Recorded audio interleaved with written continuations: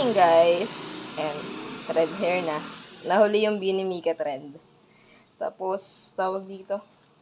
Magluluto ako ng tahong.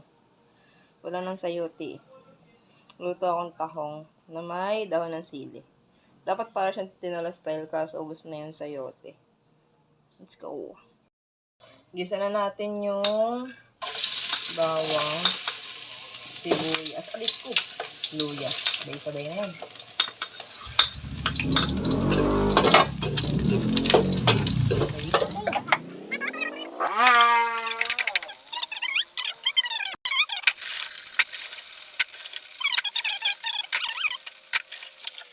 Ako na sa kanina.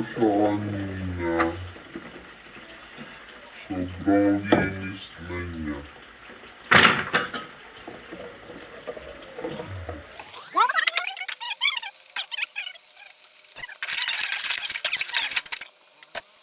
Ganyan kadami yung 1 kilo guys. 1 kilo yan, 120. Tapos, yes, yung dahon ng sili, 10 isang plastic, so 20 pesos, 140 siya bale. And then yung common na meron tayo sa bahay, which is yung sibuyas, isang buong sibuyas, 6 na pirasong bawang, tapos chicken cubes, tapos luya, pampatanggal ng lansa, then sili. It's either siling verde or siling green, bahala kayo, basta sili. Tapos, syempre, salt and pepper to taste, tapos water. Dahil naka-open na siya, yan, nakanganga na yung mga tahong, it means luto na siya. Lalagyan natin ng mineral water. Kuha tayo ng tubig, let's go. Buhos ko na yung tubig.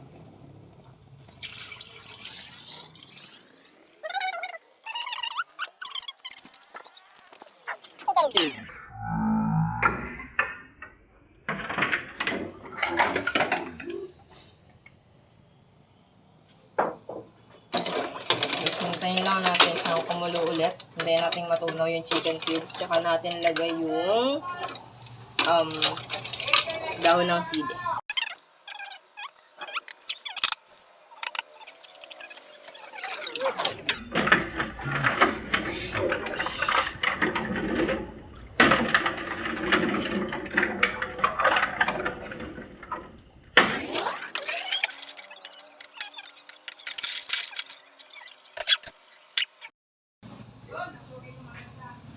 Isang ano lang, isang kutsara lang.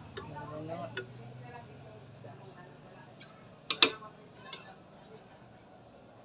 Awesome. Kasi, Kung may sayote sana.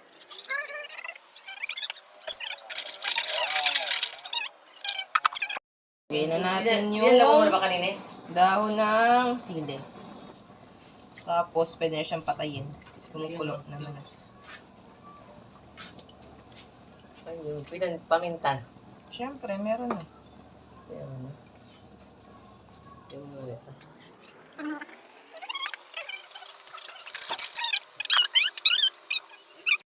Guys, I forgot the taste test, pero okay na yun. Sarap, guys.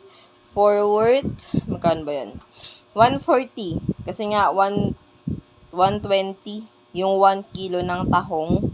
Tapos, 10 pesos yung isang plastic ng dahon ng sili. Dalawa yung binili namin. So, 140. Tapos, plus yung mga recados na usually namang nasa bahay. Yung isang onion, 6 pieces na garlic, luya, pampatanggal lang ng lansa ng tahong. Then, chicken cubes. Tapos, sili. It's either red or green, bahala kayo. So, ayun. Tapos na yung botohan. May mga nanalo na, guys. Congratulations po sa lahat ng nanalo.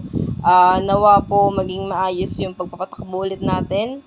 And, ipagdasal natin kay Lord God kung ano man po yung mga plano natin sa ating bawat bayan or sa ating bawat barangay.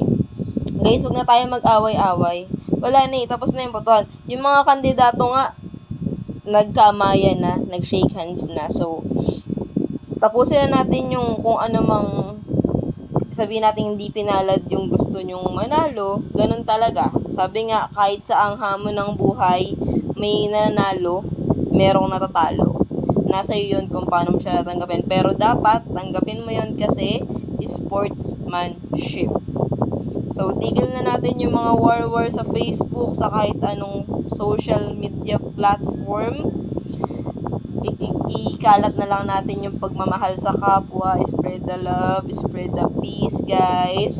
Let's just be happy kung ano man yung naging resulta. And pagdasal natin yung mga mamumuno sa bawat barangay natin. Nagabayan sila ni Lord God habang namumuno sila. So, yun lang muna, guys. I'm thinking about another content for cooking, of course, ulit. Yun muna. Don't forget to, alam nyo na to, like, share, and subscribe. Bye! Hindi ako nakapagbasa ng buhok, pero nagbasa ako ng katawan. Tinago ko na lang yung buhok ko. Bye! Na-late yung Binimika trend. Last na, bye-bye! Dal-dal. Charot!